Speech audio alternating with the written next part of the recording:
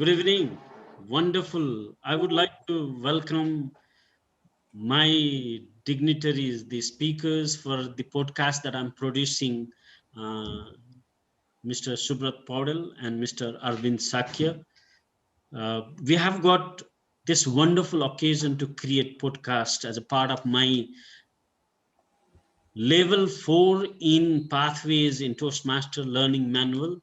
I'm required to produce podcasts, and I'm making this attempt the first time ever in my life. I'm producing a podcast, a video podcast.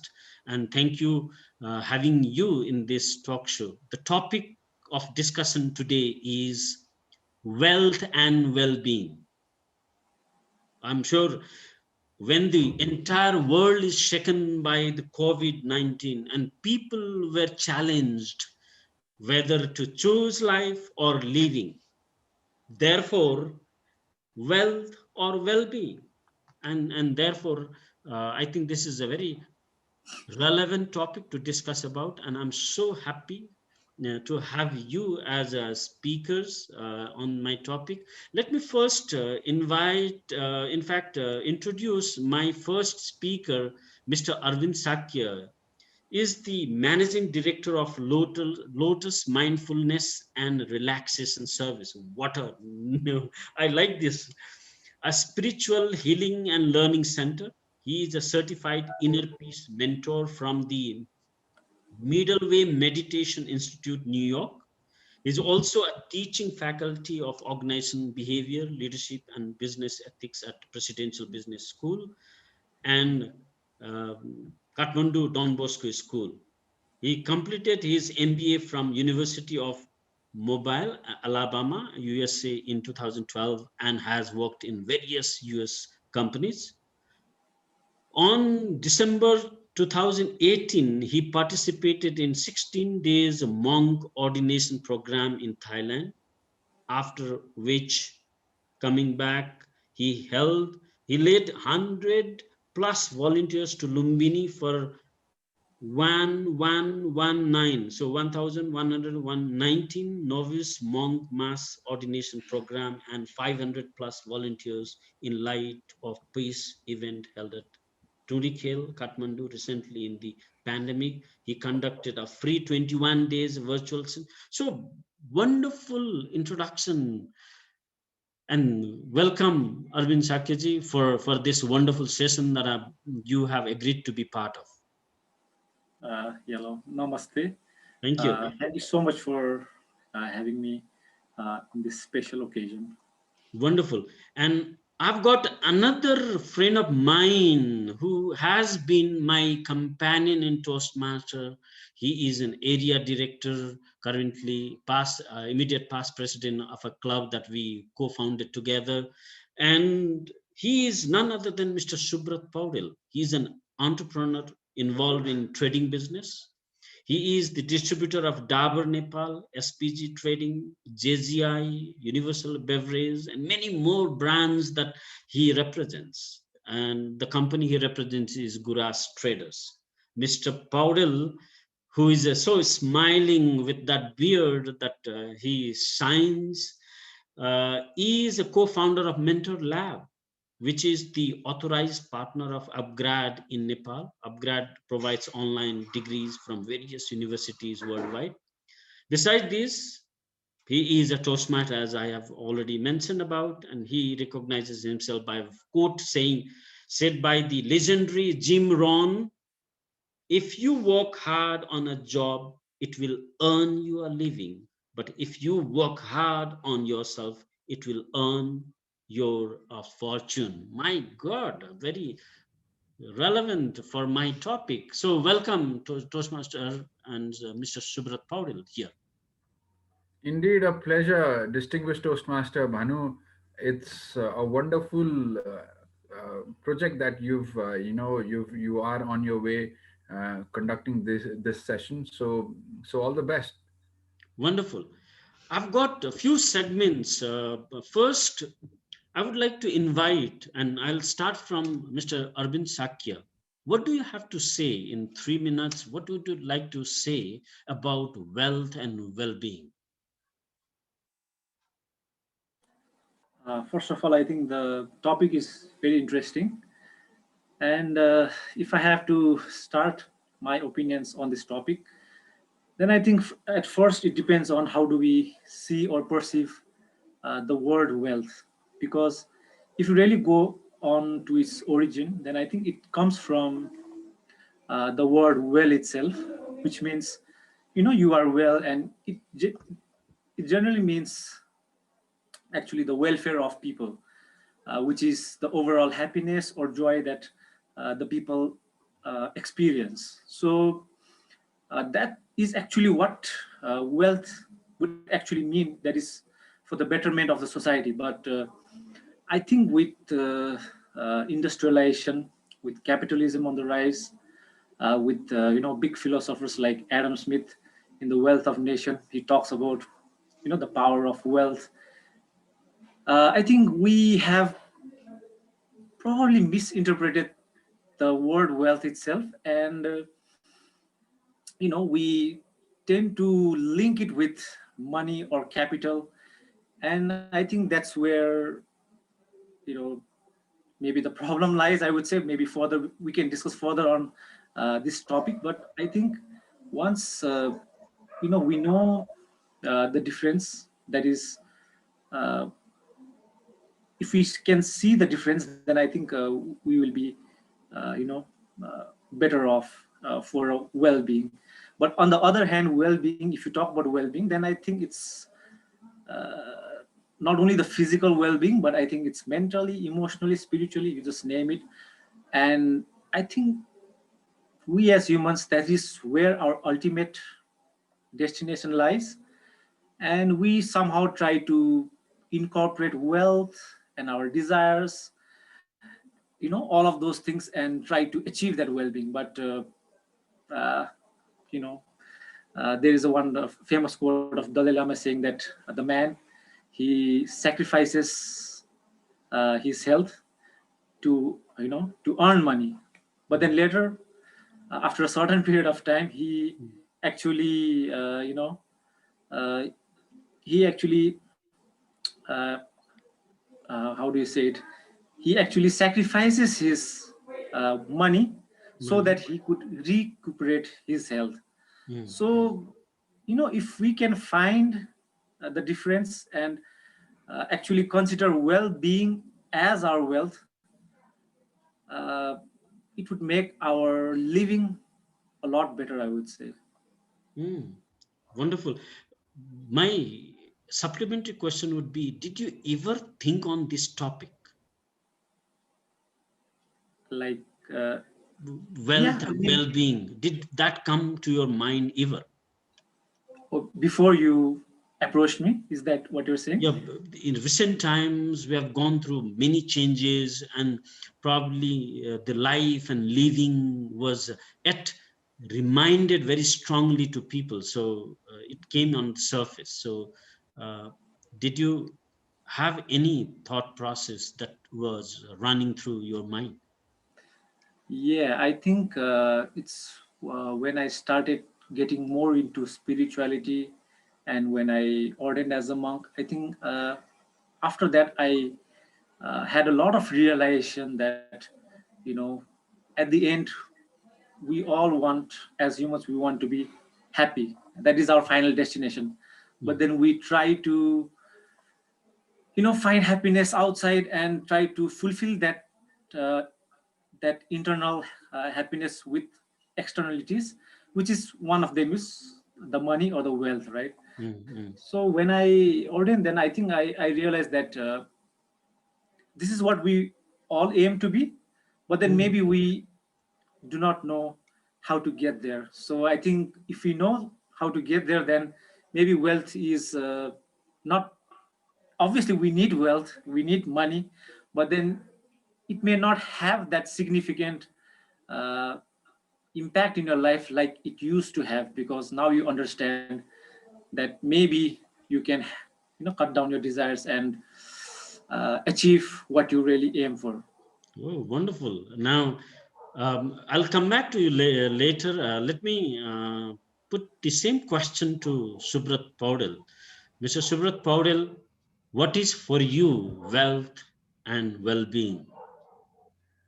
Thank you so much. Well, as I have always been speaking about how duality actually affects us, and what I see with wealth and well-being is it's kind of, a vicious circular movement of, two opposite poles, and yet, two opposite things that goes around again and again. Now, someone would question, what came first, whether it's Hmm? the egg or the chicken, and and people still actually dwell on that subject. Probably it could be the egg, or and someone again, the other part of the population might say, it's the chicken that has come first. And if you look at different events, when you have to talk about spirituality, well, how did Gautam Buddha end up renunciating each and everything? He was already a king, he had wealth, and probably, something that he lacked was probably it was well-being. And what I see is that coming to, after coming to a part where, we've seen various events that has happened in terms of spiritual aspect. Coming to this materialistic world, what I want to say is, or what I would really vouch for, is a balance between both of these two things in today's 21st century that we are in. Because what happens is that probably, well-being won't happen until you have at least certain amount of wealth. And again, to earn certain amount of wealth, you would also have to have a balanced life where well-being would also actually help you in having a balanced life as well. So as I said at the start, that these two are poles apart, and yet, you don't know what would actually, what you would actually want out of these two, or what people actually, feel that which is on the stronger side. So having said that, my opinion, what I would want to say is that, keeping a balanced life, certain amount of wealth will also, will help you in the process of having a better life, and being well off as well. So that's what I would have to say. Oh, wonderful. I think both of you brought in a very, very important perspective, balancing both of these. They are not mutually exclusive, probably. They need to be balanced. And you also brought in probably one is a means to get to an end. Now, Arvind sir, would you like to highlight further on which is a mean, which is an end that we should dedicate our life for? Well, it's a difficult question, but in today's context, I would say that wealth has become a means so that they could, probably have a happy life, and well-being is like the ends. But I think it doesn't have to be that way.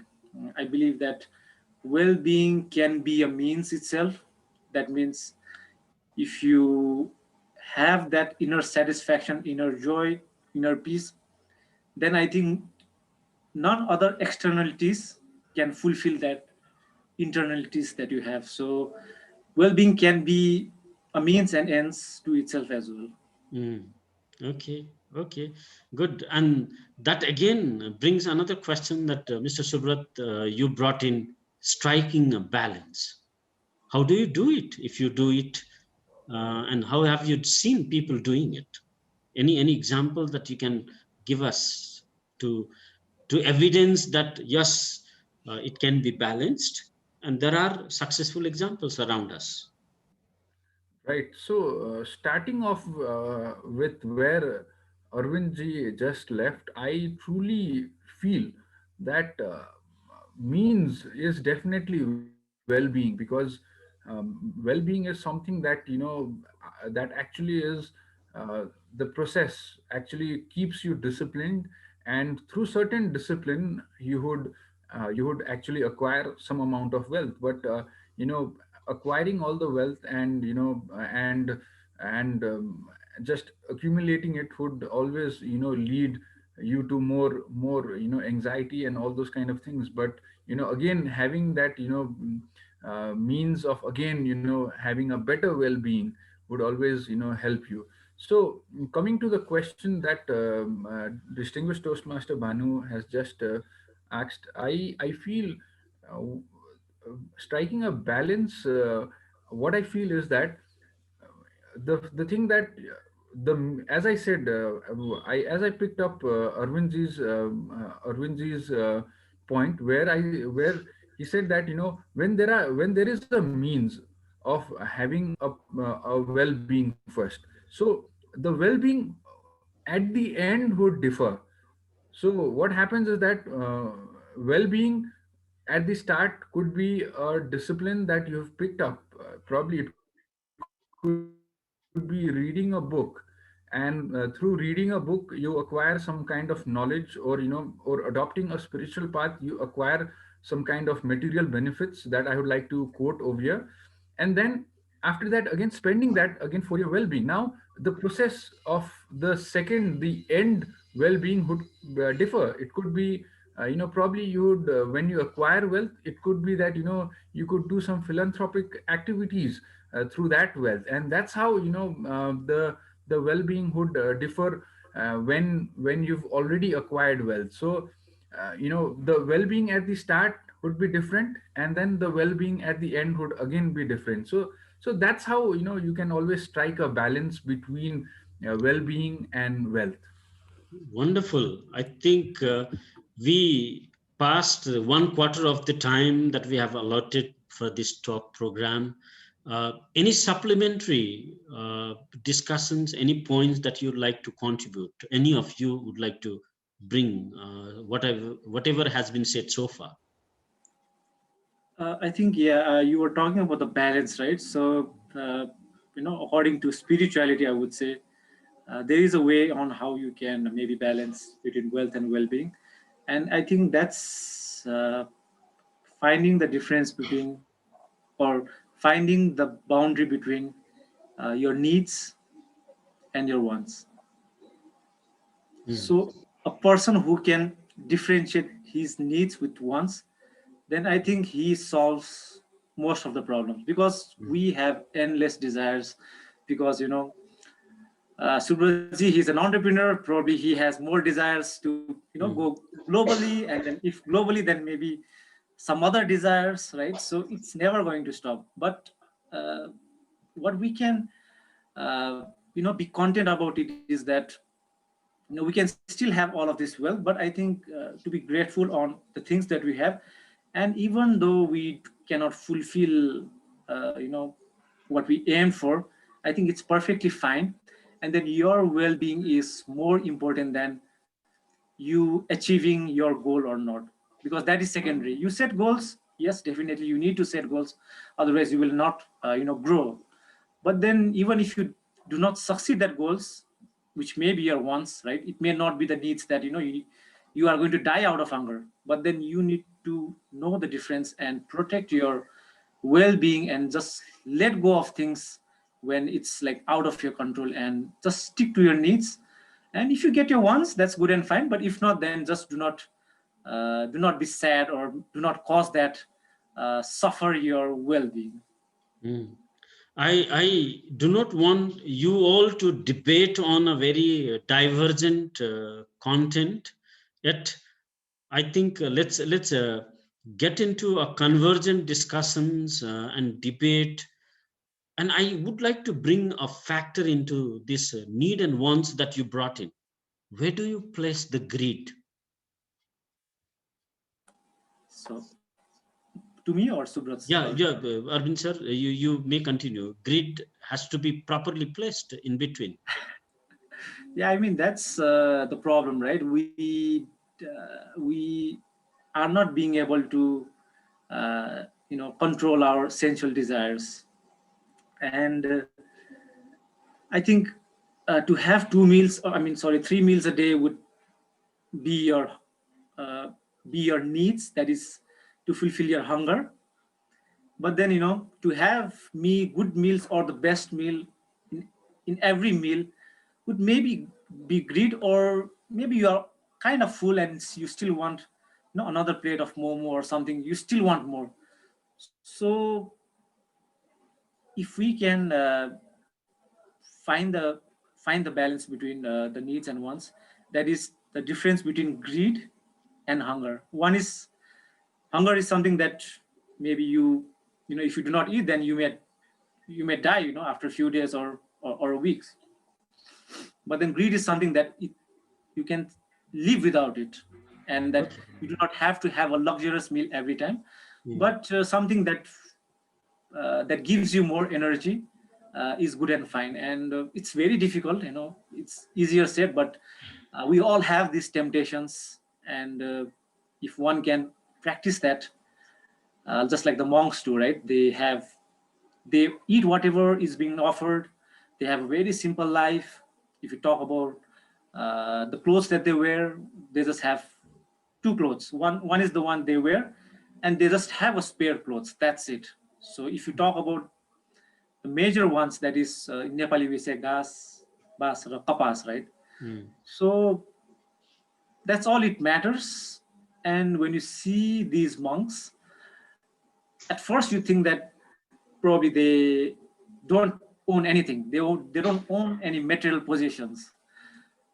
But when I actually practice that, then it's like, oh my God, we don't have anything, but yet we have everything. That is the liberty to live that freedom life. So yeah, I mean, that Yeah. realization. Thank you. I think you took us into a different plateau, and I'm sure Toastmaster Subrat has got so much to now bring this discussion to a next level. From your perspective, Subrat, how would you like to contribute to need, greed, wants, and the well-being we are all seeking for? As I said at the start of this podcast, that we live in a world which has duality.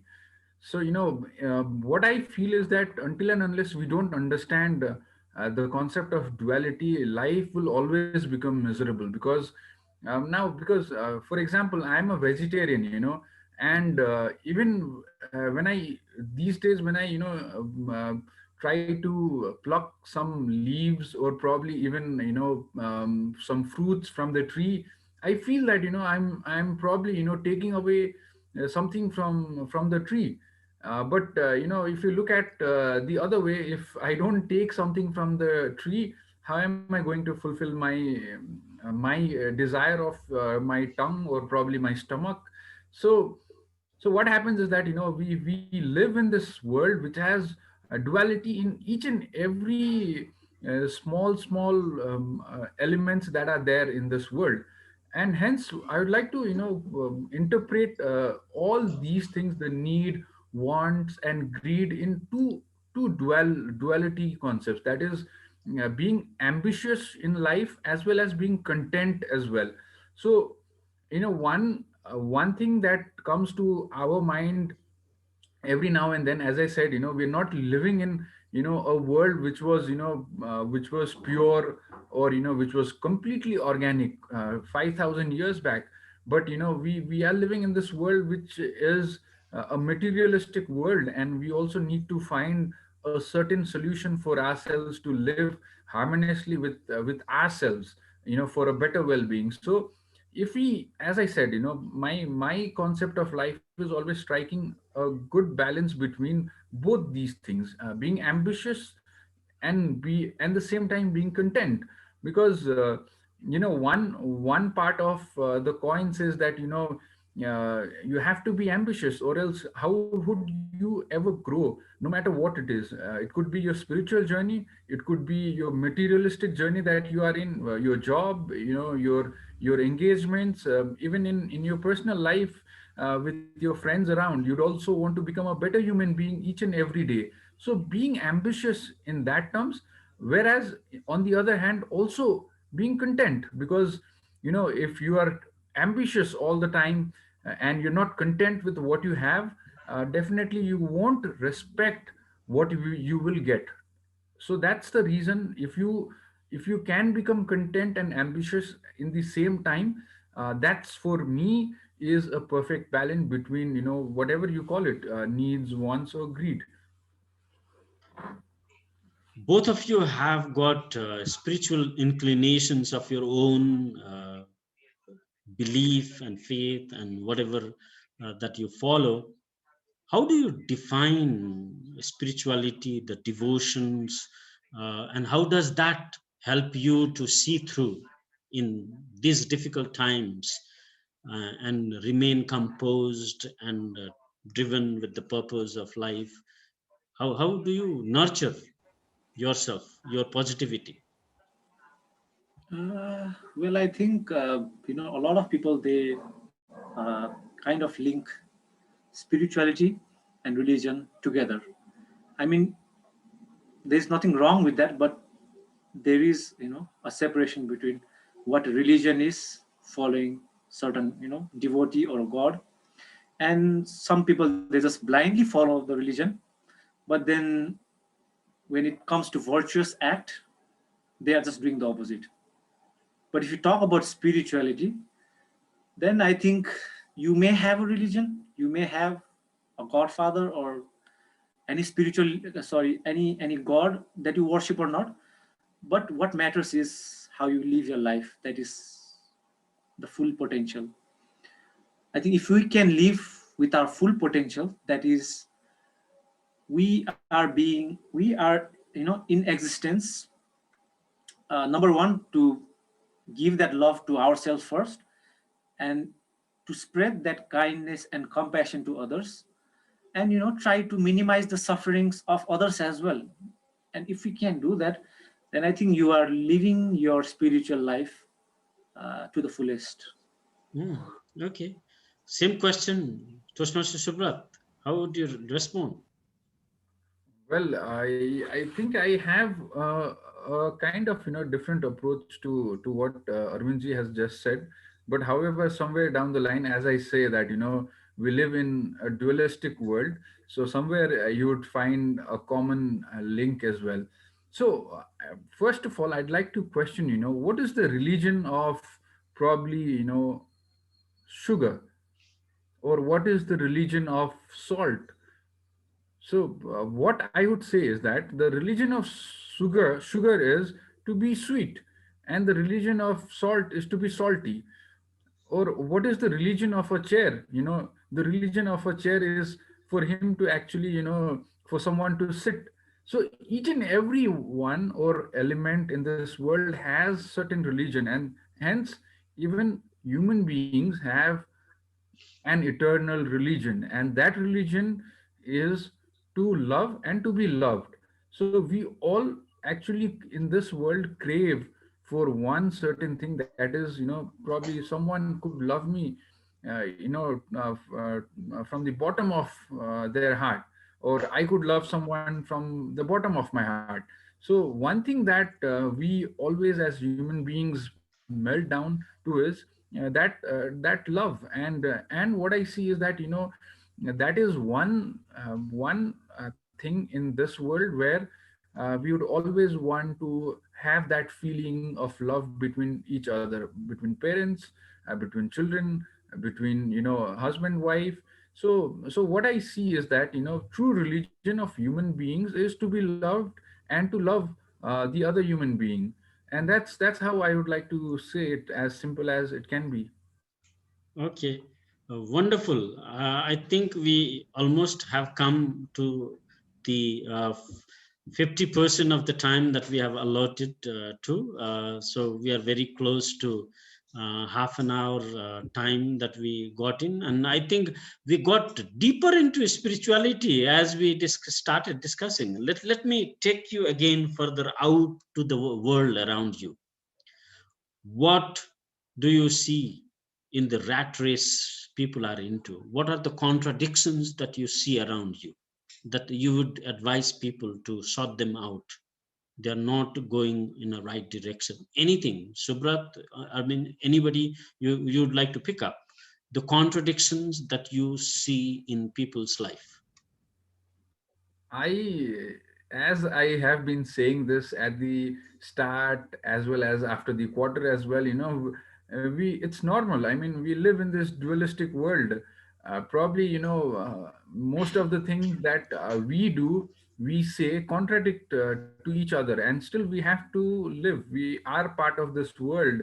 We know what is good, but still we end up doing, things that we shouldn't be doing. So what I would like to say is that, it's normal, it's completely understandable or relatable as well as human beings, that we live in this dual world. Mm, However, I always would like to ask certain people who are in this rat race, take a break mm, and think, and try to inject some kind of spirituality. I mean, it could be anything that actually calms you down in this rat race. Probably it could just be a simple deep breath, while traveling in this rat race every Sunday. Take a deep breath. You could start with anything that can make you a harmonious person, or make you one with the inner soul that you have in you. So starting off and taking a break, thinking, reflecting, can always be one step, because uh, I mean, you can't ask a baby to start running from day one. So probably, someone who is in that rat race of materialistic life, probably, even a deep breath can help them out. mm. Yeah, Arvind sir, any thought on that rat race that people are in? Yeah, I mean, I agree to some extent what Subrat sir said, and I would like to add that I think it's because of the system that we have created. Mm, Uh, we have built this, inner self of competitiveness rather than collaborativeness. Because if you see, and if you go back into the theory of capitalism, and it says that anyone can use their creativity and ideas and start their business, right? I mean, that concept is good. No? There is nothing wrong with capitalism, but I mm, think again the greed comes here. mm, So in paper it really looks good. Someone is building a factory, it's going to create employment, you're going to pay the taxes, and the customers are getting the products. It looks very good on paper, but it's how these capitalists have manipulated the whole system. And again, the greed comes over here. That is to maximize the profits as much as they can. And that is why we see a lot of exploitations in the third world countries, maybe some poor quality products, all of these unethical activities that we see. So again,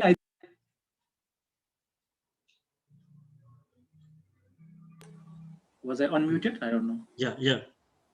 There was a Okay, brief unmute. Yeah. okay. So what I would like to say is that because of the system that, I mean, there is nothing wrong with the system, but because of the people that has run the system, you know, people have become so competitive that the words such as kindness, compassion, this humanity, these things are not to be seen.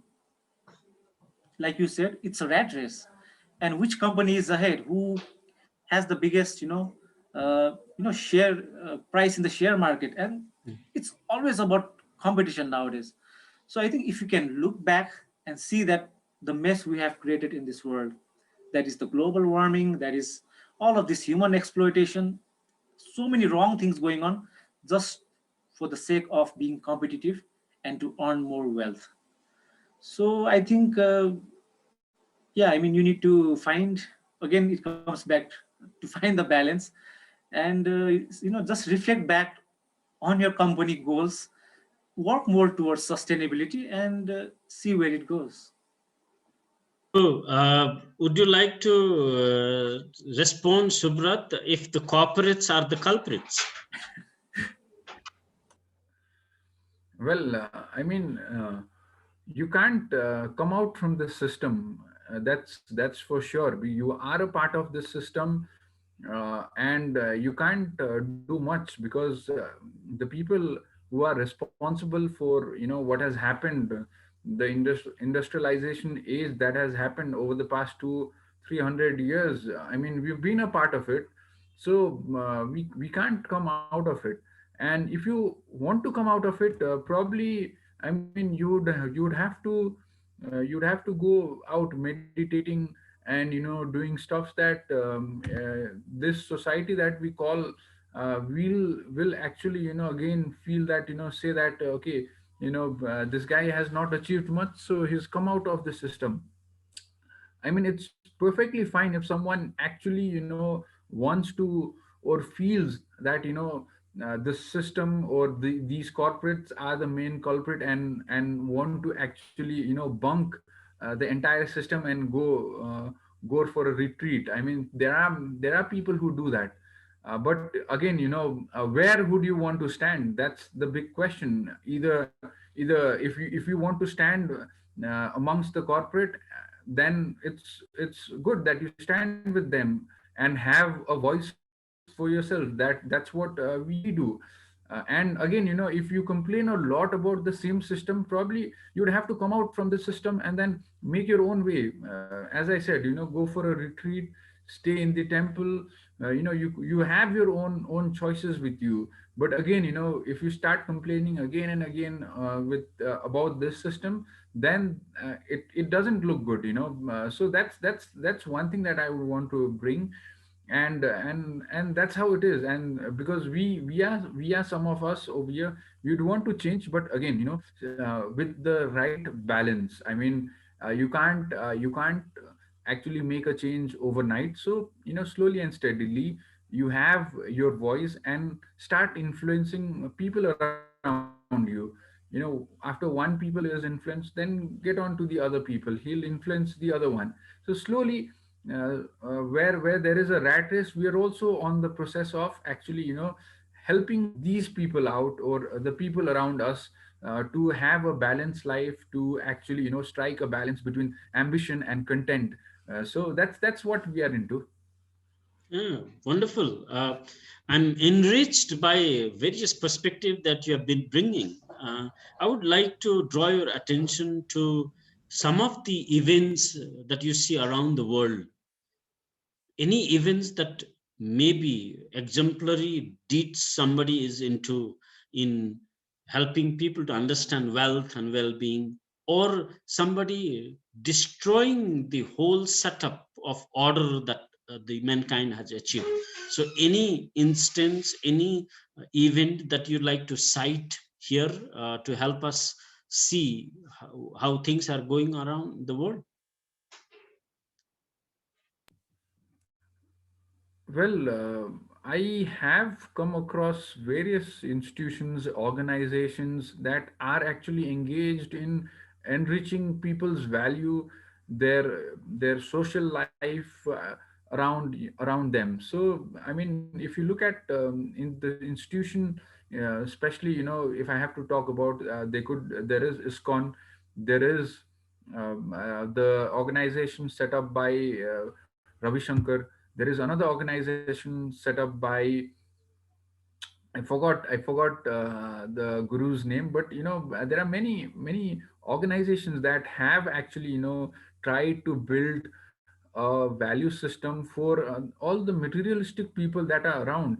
I mean, why they have come up again and again in different ages of time is because people want them, and that is the reason they are there.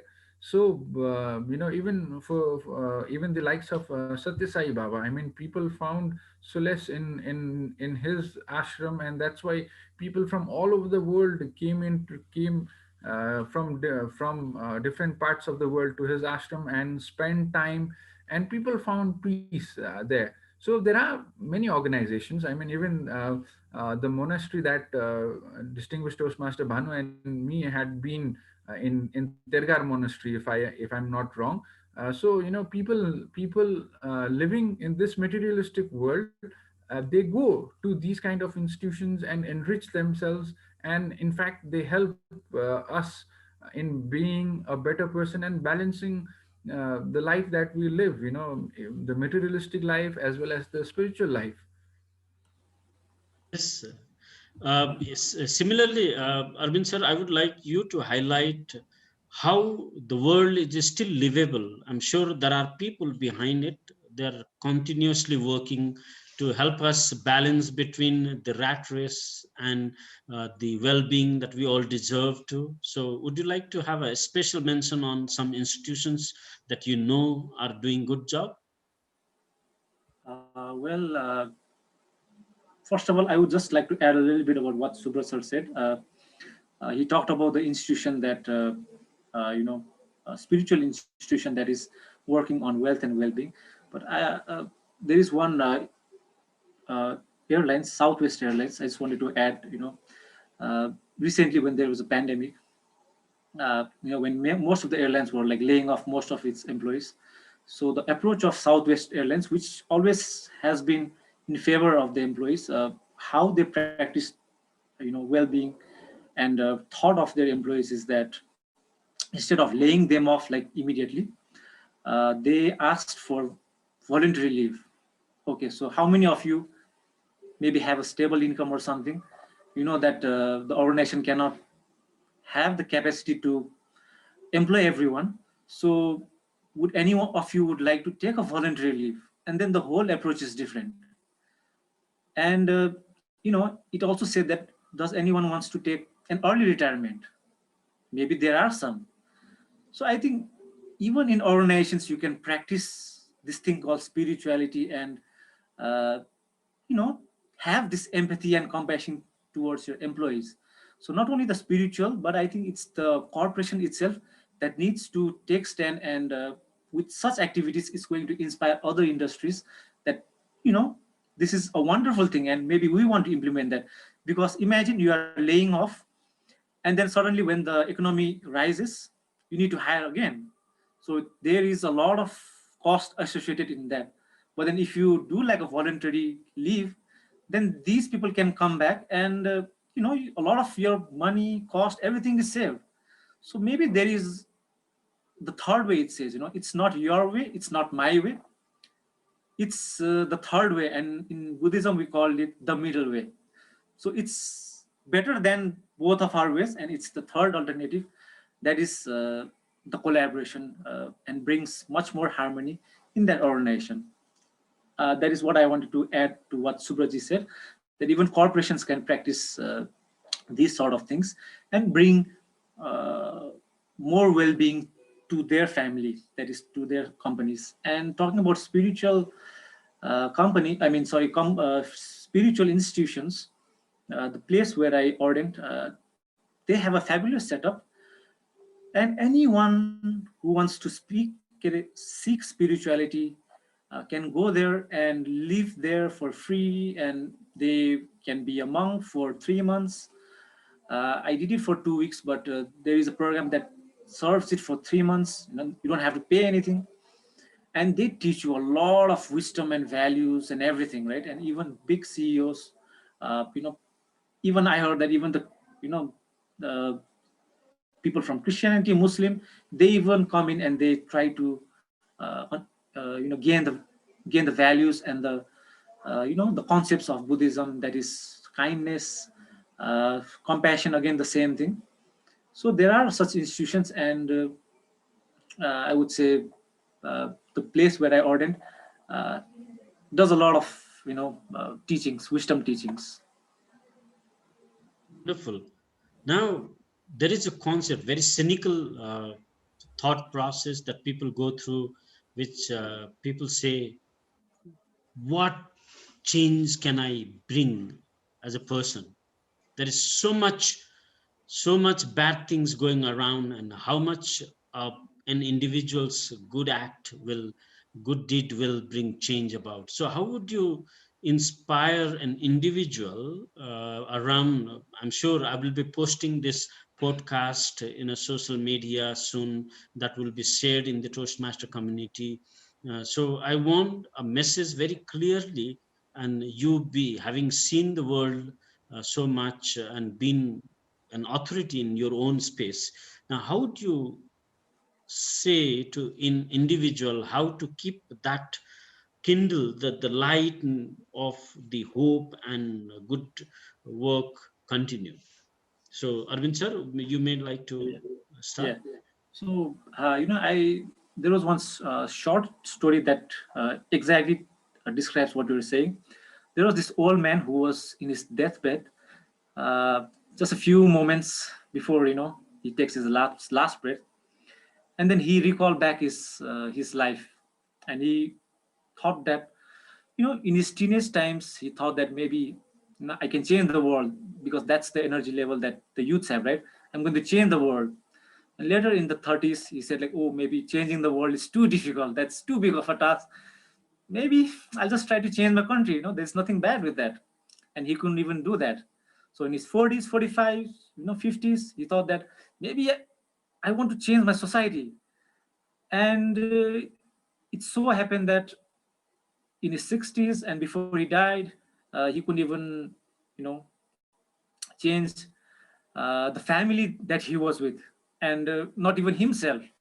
And suddenly, a click came in his mind that what if in 20s I would have first tried to change myself, and me being changed, my family would get inspired. Oh, there is a sudden change in his behavior. Oh, he's doing something good. We also need to do good. So we as a family is now a role model in the society. So by seeing our families, other families try to imitate us, and that way the society becomes an example for the country, and that's how the chain effect goes. So I think whenever we try to think about change, we always try to think big, but I think you don't have to think big. You need to do the basics right. And the first thing is that you need to change yourself. That is to light your own candle. And that is how you are going to brighten your soul so that you can pass on that light.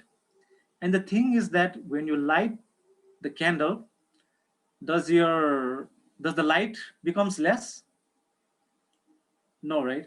It's still the same, right? I mean, the candle will definitely get shorter, but then if you light the candle to someone else's life, even they will have their candle will be light, and there will be much brightness. So if you can think in that perspective, for instance, I joined monkhood, and then after I came back, I've been doing a lot of seminars, trainings, trying to uh, disseminate to my families, to my friends, also to the students that of where I teach, and also other youths. So I'm trying to first change myself, and by seeing the change in me, maybe the people would get inspired, and then maybe they would try to have a virtuous living. So that's how I see. And the change needs to come from you yourself, because at the end of the deathbed, it's not about how much money you have earned or how much house you had, but how much impact you had in other people's lives. Wonderful. I think this very well resonates what Buddha said, Apo Dipo Bhava. Yeah, that's wonderful. Toastmaster Shubrat, how do you bring entrepreneurial approach to well-being, wealth, and therefore the contribution an individual can make for that? I completely agree with what Arvindji has just said, and uh, probably I might be saying the same thing with other words, but the essence remains the same. I mean, to inspire others, first you have to have the same habit going on in your immune. Then only you're going to inspire others, and and by looking at you, people would get inspired definitely. And what I tend to actually do in my life is, I try to start off very very small. I mean, small steps towards being inspired, or being in a zone where I can form it a habit slowly and steadily. So out of 100%, probably I'll just pick up 1% in the first day, and then 2% the other day. So that really keeps the momentum going, and then you can actually start influencing people around you. The thing that I want to bring in over here is, until and unless you don't get moved by the things that are happening around you, as even in Buddhism, they say that awareness is the key. So, being aware of little moments where you see some changes happening in the society, probably an act of kindness that someone renders, and you see that, and being able to be moved by those incidents in your life, and actually when you see them happening, you are easily inspired. So that's the first step that I would actually recommend people, because when you see an act of kindness, you are easily melted, and then you start actually start the process of having that inscribed in your own life, and slowly, one after the other, when you have that confidence that probably you can speak about it with others, and then you start speaking about the same activity, and then that's how people get inspired, because until and unless you don't share your experience, that is what we are doing over here right now, how will you inspire people? So somewhere down the line, you'd also want to talk about good deeds that you've rendered, you've seen, or you've performed once or the other, and that's how you can influence the society, and you could see changes in society. And that's what, even in Toastmasters, we learn how to put it in a better way by by learning good communication. So that's the best process I'd like to recommend. Oh, wonderful. I think in Buddhist text I have read awareness with luminosity, the be the light unto yourself. I think this is resounding in my ears as you have narrated with the different perspectives. I think I've tried bringing questions and perspectives to in order to create a common, or say the wider perspective in looking at life through these angles of wealth and well-being. um, I'm sure you have got some. Did any of these question raise any different other questions that is still resonating in your mind that you'd like to clarify, uh, which I probably was not able to ask, and you would like to say that? Yeah, Anybody? yeah. I think, in the beginning, I told about how do we perceive the word wealth. So I would like to further elaborate that by saying that, from a monk's perspective, his wealth, maybe his inner happiness. He doesn't need any materialistic goods, but he's content, and that is his wealth, biggest wealth. If you talk about a great musician, then probably the wealth is his talent, his songwriting, his abilities, maybe his fans, and maybe materialistic values would not matter that much as the happiness it brings with the service, and the happiness he can bring with his music to his fans. That is his perception of wealth. If you talk for a businessman, then wealth is simply profits. It's like, how do you keep on making more profits? So I think it depends on who you are asking this question, whether it's a monk, whether it's a businessman, or whether it's the artist or any other general public. And because of the system, I would say again, most of us have linked wealth with just the just the finances. So I think it's about time that we look further deep down into what wealth really means, and not try to measure someone's success by just how much money he has, but the impact he has had. As you can see that nowadays, uh, more than GDP, there is a new concept called GNS, right? Gross national happiness. So even the countries, they are looking more into this perspective on how can we make our people happy, because certainly more materialistic things is definitely not making people happy, but I think in many of the cases it's making us more miserable.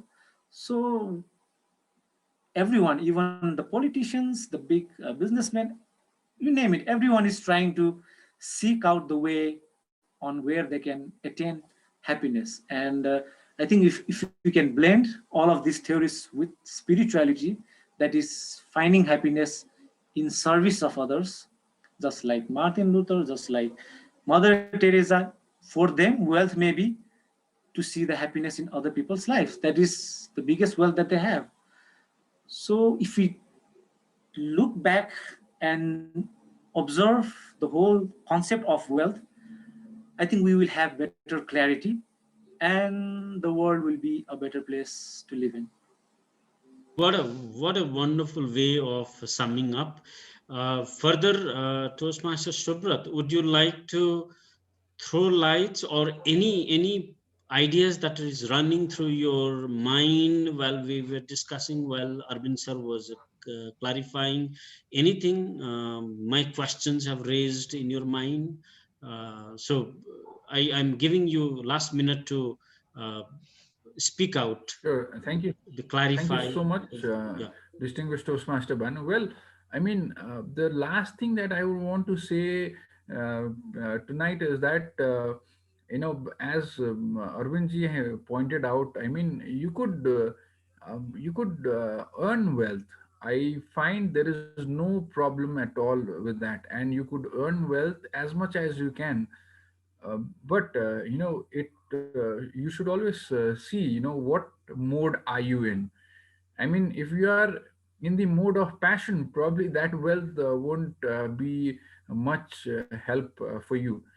But if you are in the mode of goodness, probably with that wealth you could benefit hundreds of lives, right?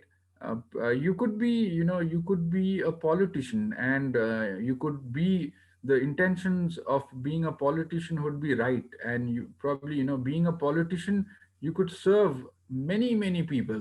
So the mode should be right. If you are in the mode of goodness, that will benefit the entire society. Being, materialistic also, you can benefit the society. But the only contradiction is that, if you are in the mode of passion, probably you'll only think about yourself, be it, any spiritual things or any materialistic thing as well. Even, one famous or one thing that is prevalent in our society is people want to see magic happening when they meditate. I mean, that's completely absurd sometimes. That I what I feel is, because that's being completely materialistic. But if you actually meditate in the mode of goodness, then only that's going to benefit you and the people around you. So having the right intentions and doing it in a proper way will always bring good to you, as well as to the entire mankind as well. So that's what I had to say. Thank you. Wonderful, wonderful. And while you were talking, I was reminded of Bill Gates, who blended wealth and well-being. I think he epitomizes the ultimate realizations of a mankind who got into the industry, who is an entrepreneur, who made money, but is into philanthropy and helping the world get better. So I think that imagery that comes into my mind is a culminations of our talk today, the podcast that we have gone through. And I would like to thank you so much for agreeing to be part of this podcast. Now, this has been recorded. This will be shared in the club meetings, and this would also be posted in my YouTube or any other social channel that I can access to. And this, I'm sure, the extemporaneous, impromptu speaking on this wealth and well-being, I'm sure we have been thinking through deeper in where we come from, where we were brought up, what cultural or the economic or social background that we all represent. I think it has got roots in that, and the ultimate goal definitely is to get the world a better place. So I think we in that mission we are together driving, trying to find a fine balance between wealth and well-being. So thank you for your contributions. For an hour unstopped, we continued, and I would like to thank you very much for this. So thank you. It's been a pleasure, distinguished Toastmaster Bhanu. Yeah, Thank you thank you. so much, Bhanu sir and Subrajji. Yeah. Uh, Thank you. it Thank was a, you. it was a great discussion. So